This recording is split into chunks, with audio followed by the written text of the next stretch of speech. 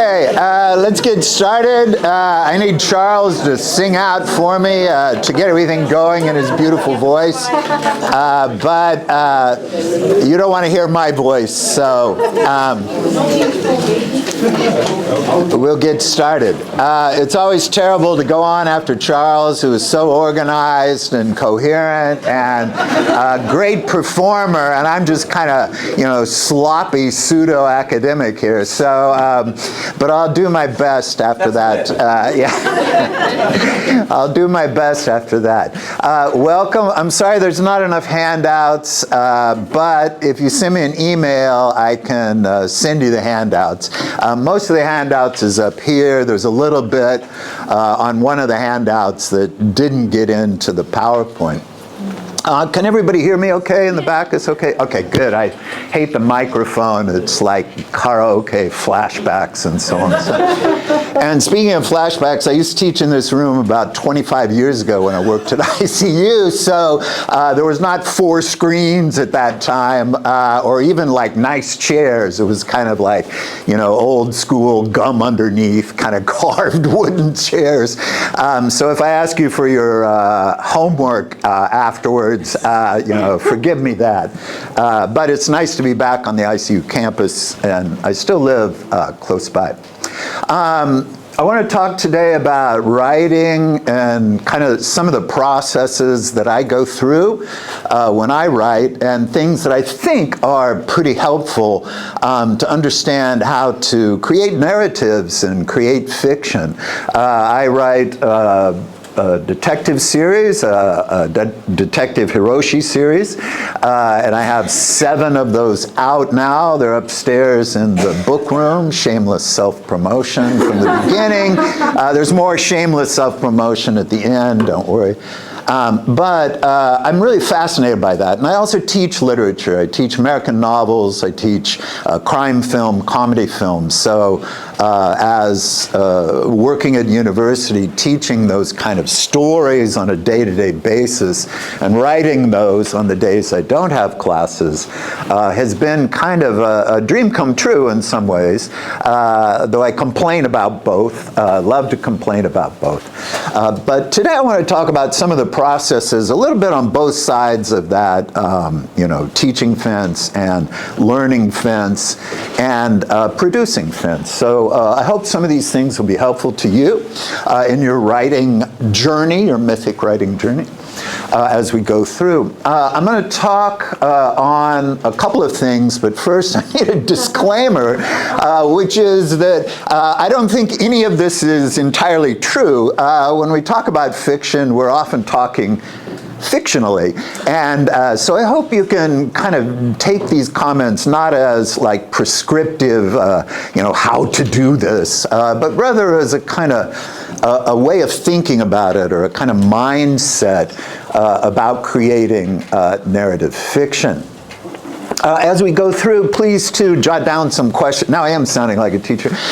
Jot down some questions. I'll try to save time for questions at the end. So please jump in with any questions. And lunch is right after this. So jump in to lunch or jump into questions. I love this quote because I just think it's so true.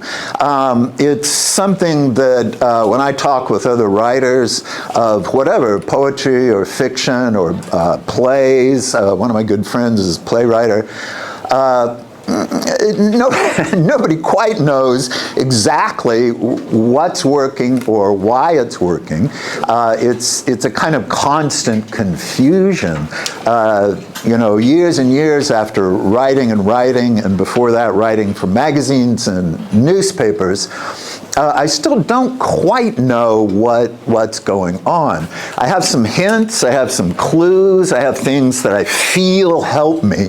So what I want to kind of look at, and I'm not being humble, that's really true, it's kind of a confusion, but there are things that do work, and that's what I want to kind of look at today. So that's the disclaimer, but here's the reclaimer. I don't want to get too negative. I love this quote by Dorothy Brand. It just really puts together, I think, the heart of the difficulty, which is really trying to get your unconscious mind connected to your writing arm, your writing fingers. And this is something that I think is what you have to do to initiate the creative process. And I don't entirely know how that works.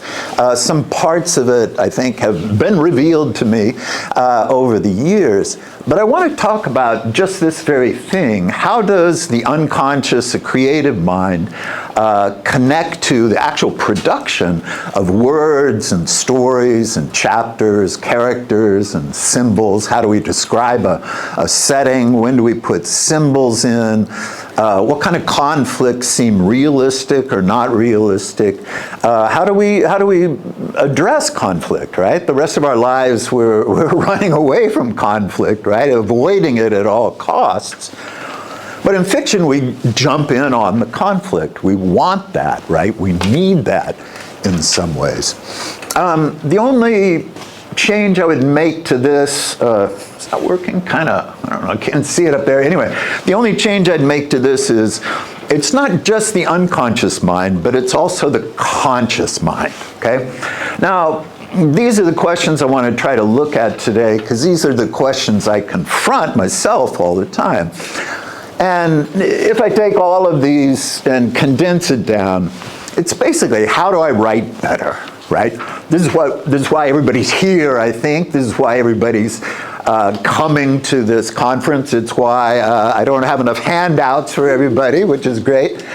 But this is the issue, right? How do we do this better? How do we really confront the abstract ideas, the practical pains of producing this? And so that's really what I want to talk about today. This conflict and how to get started is often put into this framework of pantsers and plotters, right? Some people just sit down and write magically, and other people spend, is that you? Okay. And other people, like, spend hours and hours, making detailed outlines in order to get started. And I'm not sure which one is better. Great winter is coming guy, George R.R. Martin said, he puts it a little differently as gardener and architect.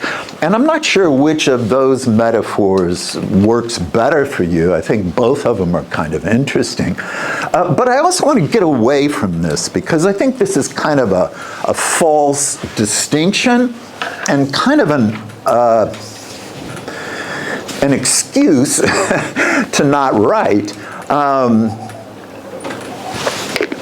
If you're a pantser, you say, I don't feel like it today. If you're a plotter, you get stuck in these endless cycles of, plotting and plotting and plotting. So I want to kind of escape from both of those and present an alternative, which comes from one of my interests, which is my great love of jazz. Also, there's a Guide to Jazz book upstairs. That's the second shameless self-promotion. I think there's only one more, so you've gotten through two of them. But I love jazz, and I love listening to jazz. And I teach a class in jazz, and one of the things that I get from jazz is this creative spirit, the balance of putting together a kind of structure, or a usable structure, a structure that kind of creates, in a sense, and I'll call that a system, just to try to stay somewhat organized today. But if we take a look, I don't know how many of you know this song, So What? If you don't know, hop on, Miles Davis, Kind of Blue, best-selling jazz album ever, etc. He puts down a very, very basic structure. And those of you who know music can look at this. I tried to get a copy of this, but somehow the recording company wouldn't let me download it and put it on. It was missing the codec or something. Anyway, I don't want to hum it for you, but it's a very, very beautiful, beautiful song. It has this little bass line, ba-bum, bum, bum, bum, bum, and then the horns come in, ba, ba. And And basically that's it, right? 2 chords, right? Rock and roll is often criticized as just having 3 chords, you know? But here, Miles Davis just takes it down to 2. And when he starts to improvise, and the improvisation on this is one of the greatest ones of all his recordings, he just drops it into this kind of mode, D minor 7 mode. It's all the white keys on the piano. And that's it, right? So what do we have here? We have a kind of structure, but a very, very simple one. And we have this intense creativity. Now, I got a couple more jazz slides, so bear with me if you're not jazz people. But what I want you to see is how elegantly, how beautifully jazz musicians are able to use structure to be endlessly creative, right? That's the point. They're making structures which help them to improvise, to create in the moment. And even though we usually think of books and novels as set pieces, in fact, they are also improvised, right? You're just seeing the end result of the improvisation, right? So I guess maybe one of the first points I want to get across is this sense of the importance of improvisation built on a set of structures. Now, Miles Davis is about as simple as John Coltrane is complicated. And Coltrane, also one of the great jazz people, and please listen to this one too. This is like one of the hardest jazz pieces to play because it zips through all these chords. So this is almost exactly opposite to Miles Davis. Miles Davis has just 2 chords dropping to 1 mode. And Coltrane packs in every chord, basically, right? This is a circle of fifths. And I think this sound works on this one, maybe.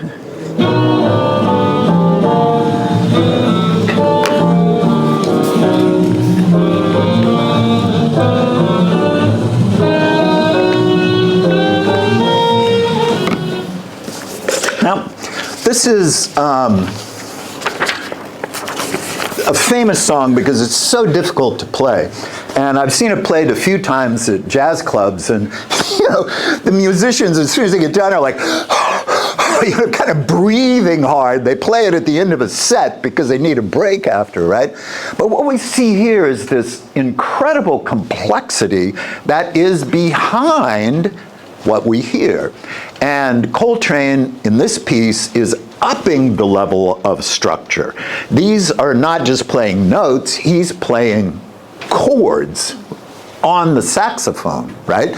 And it's jumping through this related series of different elements that comes together. And you saw this, he's zipping around like this. Now, is this what happens in the mind of novel writers? I think something like this happens, right? There are structures which are internalized, that are drawn upon in order to improvise a new story, right? We can go from either side. There's no new stories, just like there's no new chords, no new notes, or we can flip over to the other side. Every story is new, right? Just like every solo is new. Now, okay, we don't need to hear it again, but jazz musicians have to learn certain basic structures. They have to have these under their command, or they simply can't play. And this is just a few of them, right? There's a couple of songs over here. Autumn leaves are falling down, all the things you are, beautiful song. And these are songs that are kind of, form the core of different types of other songs. So they're basic kind of patterns, basic setups in order to improvise. And if you're a jazz musician, you just have to know that, just like you need to know these chord progressions, right? 2, 5, 7, 1. You have to have that under your command. And for me, as a bad pianist and even worse guitarist, 2, 5, 2, 5, 1, 2, 5, 7, 1 always just like throws me off, even though it sounds so beautiful when I hear it. Now, if you can bear with me here, that's the last jazz slide.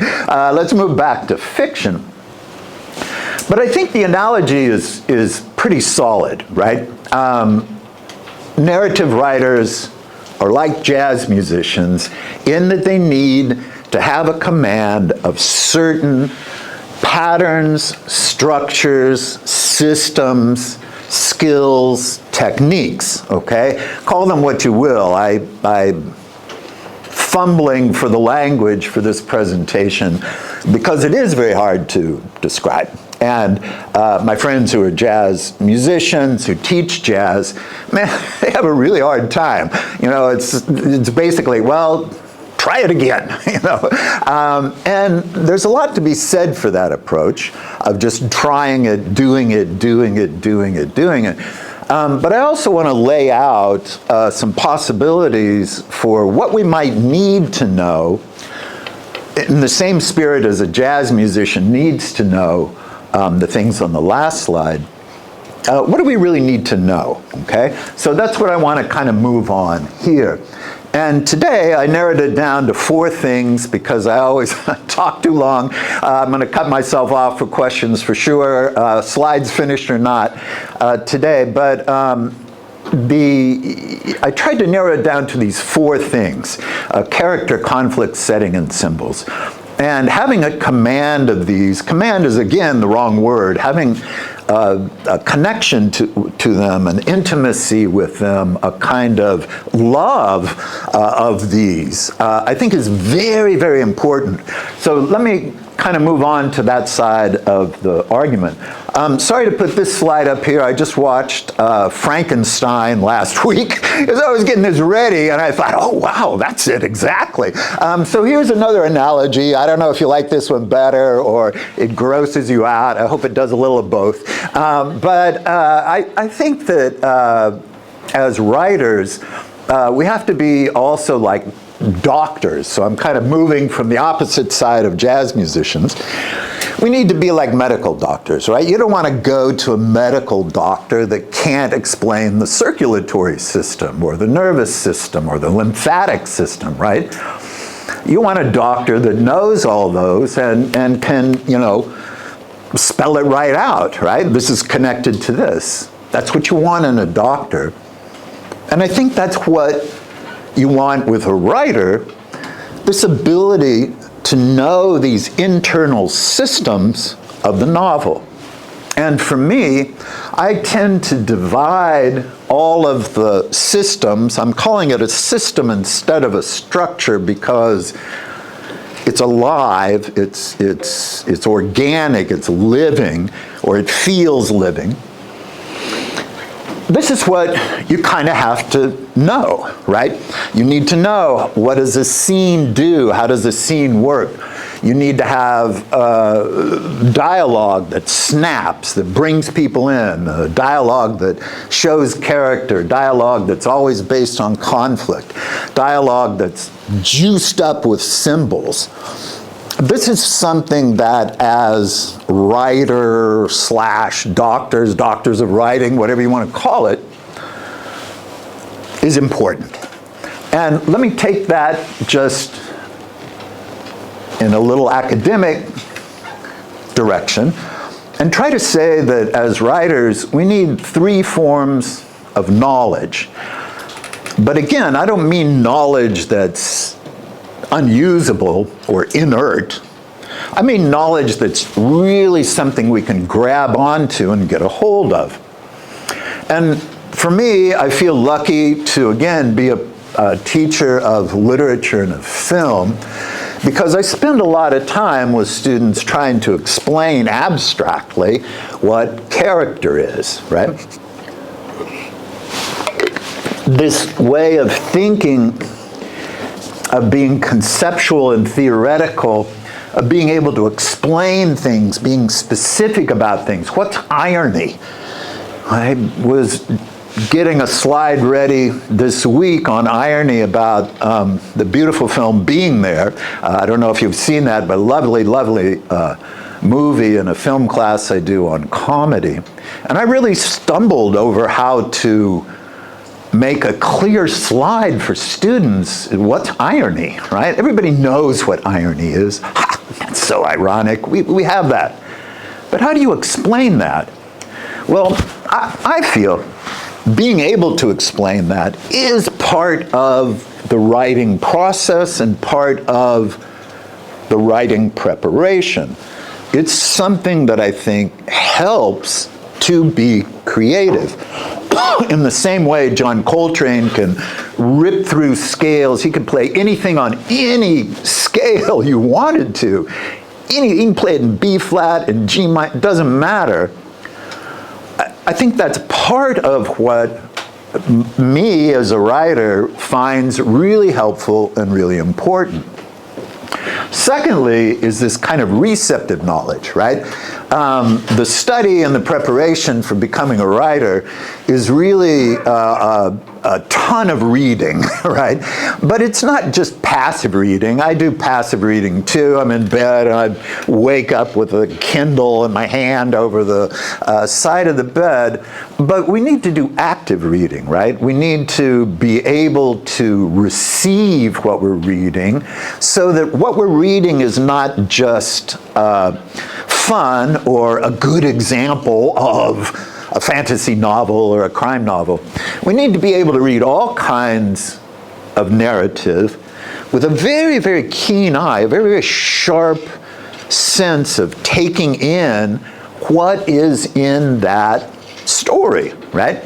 And this ability, I guess I would call it an ability, is something that really helps to level up the understanding of the process of creation, right? If we can't receive a story, if we can't fit a story, as Charles just said, into a beautiful pattern of myth, if we can't pull out what's the call to leave, what's the elements of return, right? If we can't do that while we read, we're missing something, right? We need that. That's part of what we build our own created narratives on. And lastly, this practical knowledge, right? What's the tricks? We can get stuck there, right? How do you write? Oh, well, I do it this way. I get up in the morning and, I sit in the chair, like this, right? But we need something more than that as well. So what I want to do in this next part of my talk, I hope I'm still somewhat on time, is to look about how to kind of get that knowledge. And the most important way for me is to establish a questioning mindset. This is something that I always use in my classes, and I use it with myself. I love this quote by E.E. Cummings. Always a beautiful answer who asks a beautiful question. And this is what goes right to the heart of how we prepare ourselves, how we build up our understanding of literature, of stories, of narrative, of myths, of the inside parts. How do we know what a character is? Well, we know all the characters from all the stories we've read, right? And we have to ask ourselves, how is that character important? What is that character doing? So I want to jump in. If you take a look at your handout, you'll see basically I just put together a ton of questions. And while this might seem kind of absurdly easy, I don't think it is. I think it's extremely, extremely difficult to get these questions in mind and be able to use these questions, right? These are not questions that we just kind of throw on the table. It's not a true-false question or something. This is questions which really goes into how we read, how we understand abstractly, but how we read and how we write. In this case, for character, I put it into these three categories. Do I think of these three categories when I get up and write in the morning? Definitely no. I put that together for this talk. But I think we have to have this, right? We have to be able to read with a receptive set of questions on character. How does this character change? What is this character's conflict? How is this character described? This character is speaking. Why does the character speak that way, right? And then that question moves right over to our own writing, which is, why am I writing this character this way? How do I put this character into place? What questions should I be asking myself about this character?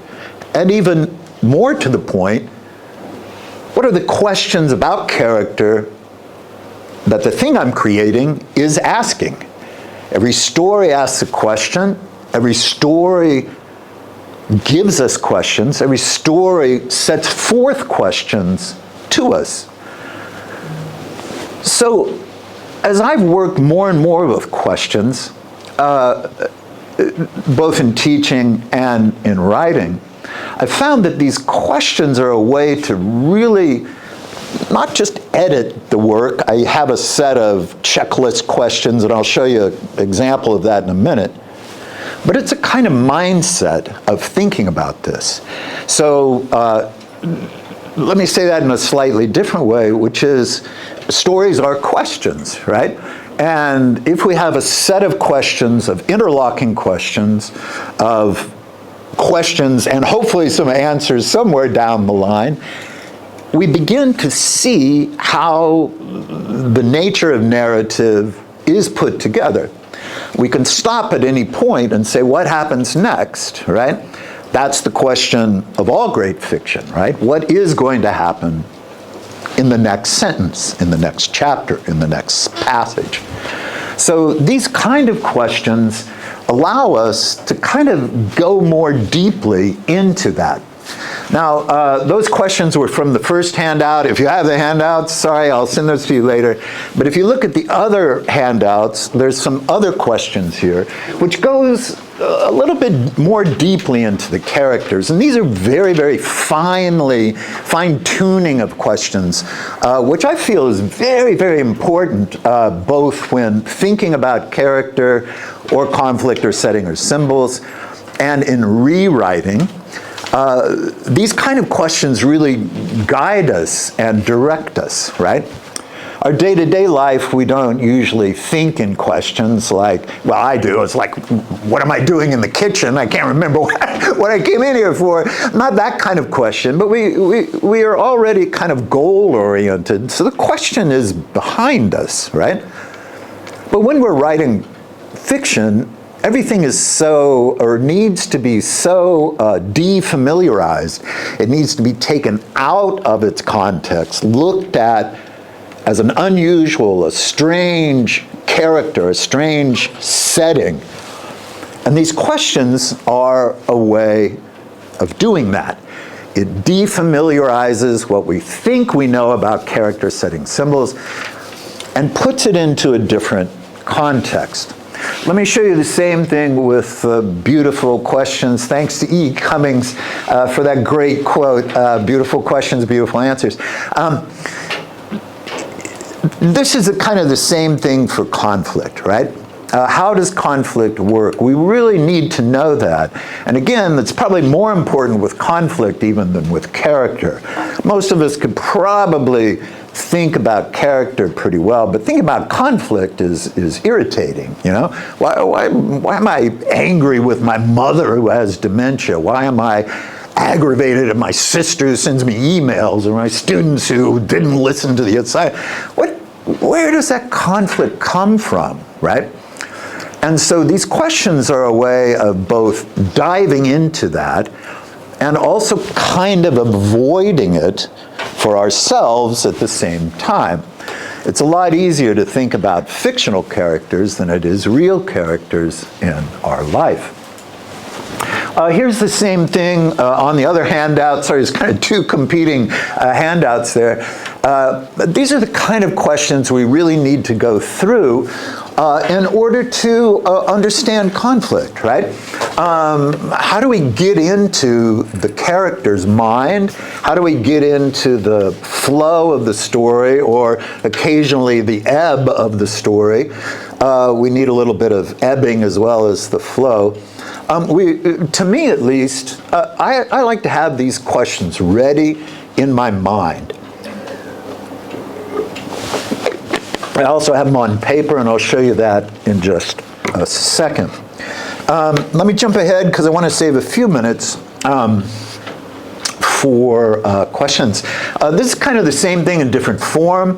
If you don't like lists of questions, it feels like a school, or it feels irritating to you, try to think of these questions as interlocking, because I think all of these questions really go together. Abstract question is a practical question. Practical question is a receptive question, right? These are kind of questions that create a preparatory mindset for working on fiction. Here's the same thing on symbols, and if you can see the blue down here, it's the same for this, right? What language do we use? How do we create scenes, dialogue, themes? All of these elements, quote unquote elements, can be thought of as systems. They can also be thought of as structures, but they can be thought of as systems which are put into play through questioning, okay? Now, does that always work? No, absolutely not. That's why you should buy a ton of these books. All of these books are boring as hell to my mindset. And this is just my stack at home on character. I have another stack in my office at school. But let me give you a little advice about these craft books. Yes, read them. More is better. But read them, again, in an active, questioning way. For me, when I read these books, I always think, yeah, I know that, right? But knowing it as you read and knowing it as you write are two very, very different things. And how do we translate, okay, if we're using questions to open up these systems to understand the narrative more deeply and more broadly, how do we use these craft books to kind of, advance our agenda of reading and writing better? I'm not sure, but what I do is this neurotic little list making. When I was young, I always made fun of my sister because she was a big list maker, and I always thought, that's so stupid. But in fact, creating these lists really, really help. And what I've done over the years, every craft book I read, I kind of pinch out what's of value, and I put it into various different forms. It's a little bit chaotic here, but you can see the checklist on character over here. I call it a checklist, but it's not just a checklist like, a shopping list or packing list for your bag. It's much more a list that you want to look at from the very beginning. And I try to keep these checklists kind of front and center on the screen, computer desktop as I'm working. And I look through those before I start to write, while I'm writing, and of course I use them to go back through the work and re-question everything, to re-question what I put, why did I put that there, what's this scene doing here, why is this character here, this is a great symbol at the end, but did you foreshadow that symbol? I didn't foreshadow it anywhere. I better take that symbol and pop it back in the middle somewhere, or people are not going to know what that symbol means when I get to the end, right? So these questions and this mindset of questioning, as well as my little sister's influence in neurotic list making, is something that I think is really, really valuable in this creative process. Because really the problem we all have is how to find time to be creative, how to stay creative, how to keep moving forward. And these couple of things, I think I have a summary slide here. Yes, Victory. Putting these together is something that at least I've found really, really valuable, and has kind of kept me working on things and kept things fresh for me producing, but also I think fresh for readers, judging by their response.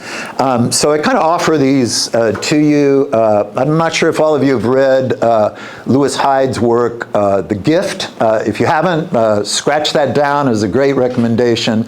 Lewis Hyde in The Gift says literature and writing is one of the greatest gifts that people give to people, and one of the most complex and meaningful and moving gifts. So I offer these kind of comments to you here at this great conference in the form of a gift. So take that and re-gift it, or whatever you like to do with your gifts on a regular basis. How much time do we have? 15 minutes. Victory over time, once again. Okay, I didn't put up my checklist on time, but I'll put that there. Wait, I think I have one more. Yes, one more shameless self-promotion slide here. But let me move it back to the other one, because you can look at these upstairs.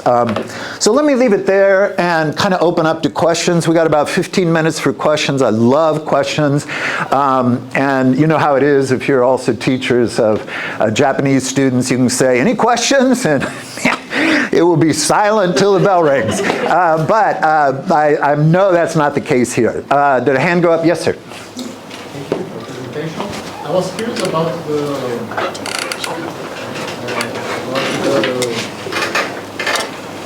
concept of tropes as it seems to me to be something between like structural elements to plan or think or story and the execution, right? Yes. So in the same sense, using your analogy of music, so in the same sense that there is this structural basic music crafting elements like the scales, but there are like some snippets of theory that are not really theory. It's just like examples that work well everywhere, like a riff or something. So I was wondering if you, like how this could be instrument. This kind of repertoire of tropes can be instrumentalized for improving our execution of all these plans that are made. Yeah. Makes sense, but yes, it does. Yeah. I'll go back to the jazz analogy. Apologies to non-jazz people, but I think improvisers, just like storytellers in the ancient time when storytelling was oral storytelling, right? So going back to Homer, what they had really was snippets of story, right? There's very set patterns describing the rosy-hued dawn, right? Or describing the battle, describing the character, right?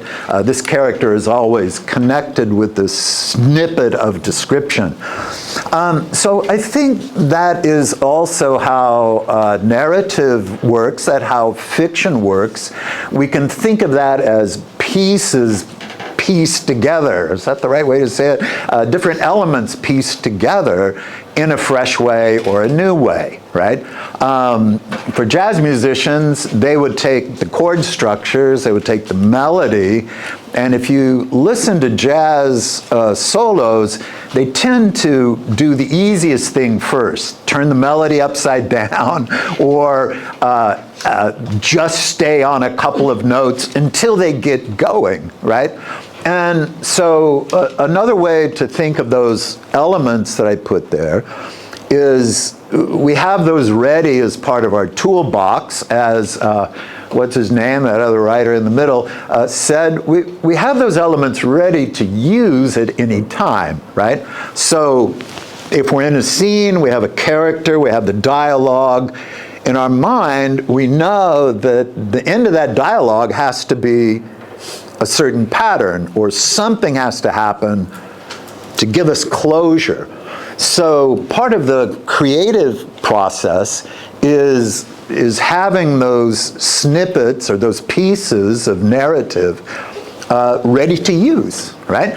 There's no, you're working on a chapter and there's no symbolic, undertow there. You need something there, right? So you drag in a building, or you have the train go by, or you pop in a Mekon or something that they'd eaten when they first met, whatever it could be. You use those pieces there to finish it, right? Does that answer your question? Yes. Can I make a follow-up question? Sure. And I was wondering how to avoid, like by trying to make use of them, how to avoid cliché. Yeah, exactly. Yes, you don't want to sound like anybody else. You want to keep it fresh, right? I would say that a couple of things are there.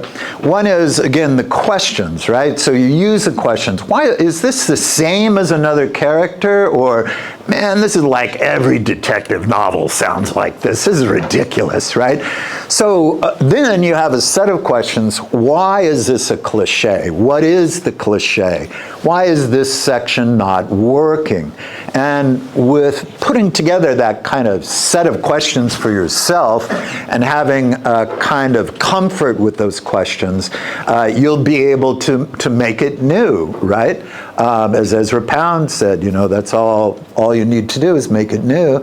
And if you don't make it new, you jump over to E.M. Forster and only connect. So cliches connect, right? So maybe it is okay to pop a cliche here or there.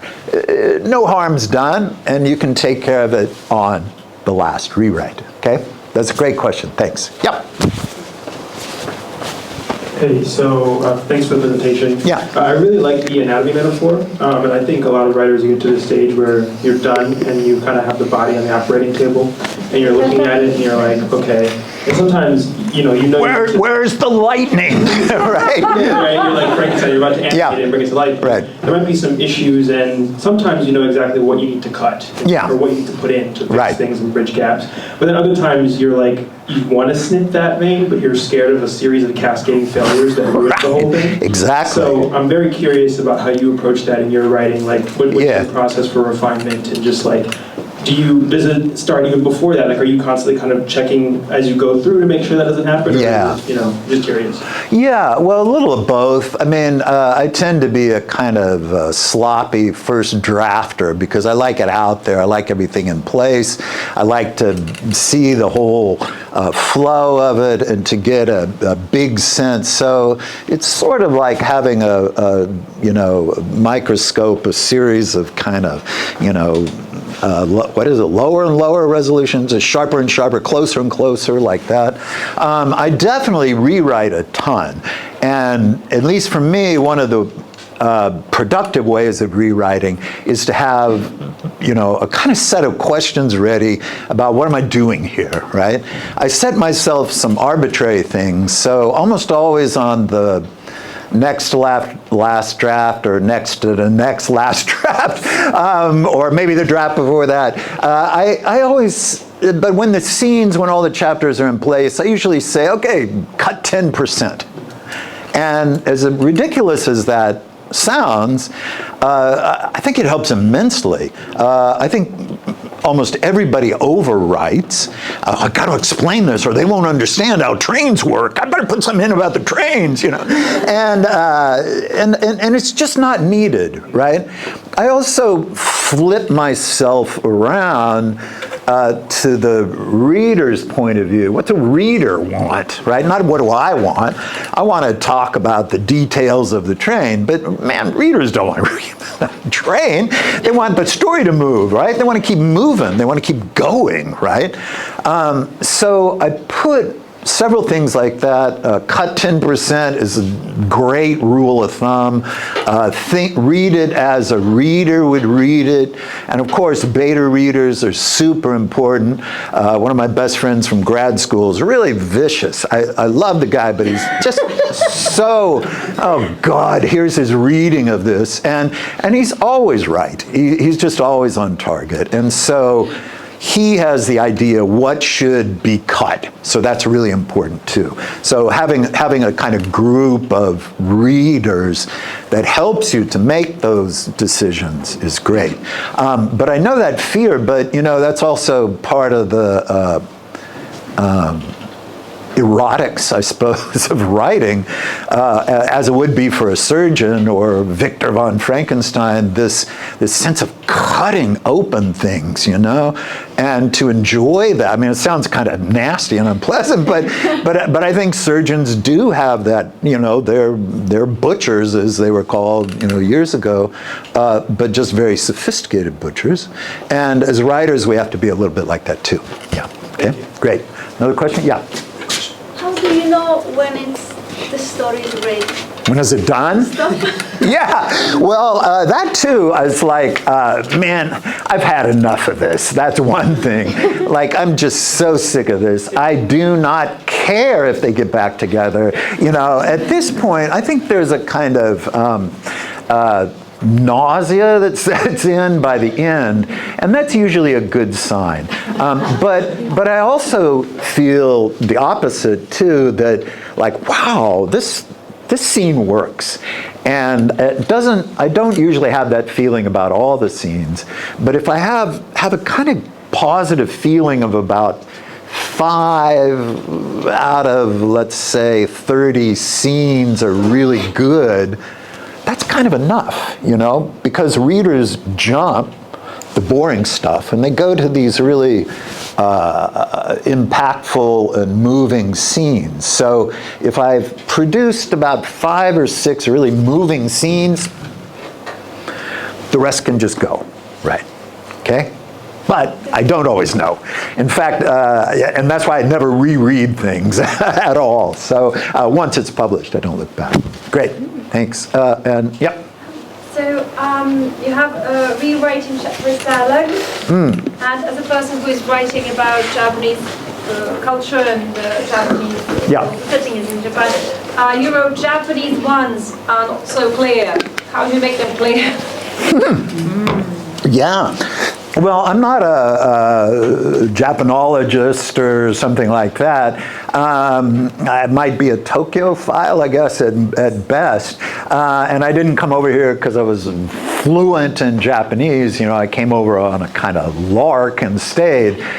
So I'm not always sure about the Japanese things. And I usually ask friends, is this okay, right?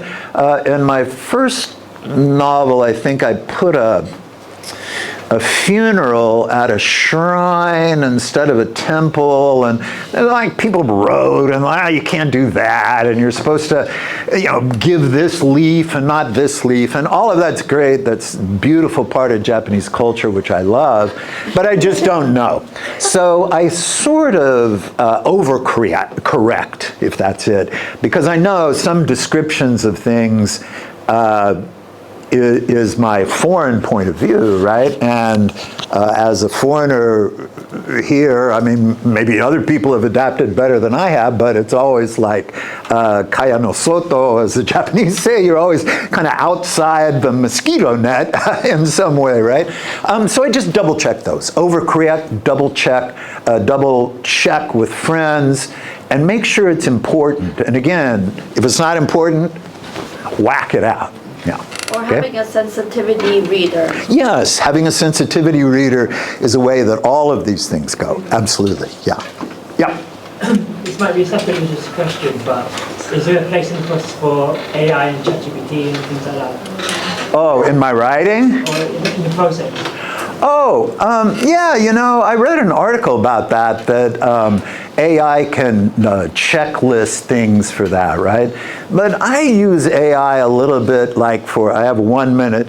I use AI for like rewriting descriptions to go on Amazon or back cover things, and I think it's kind of good at that.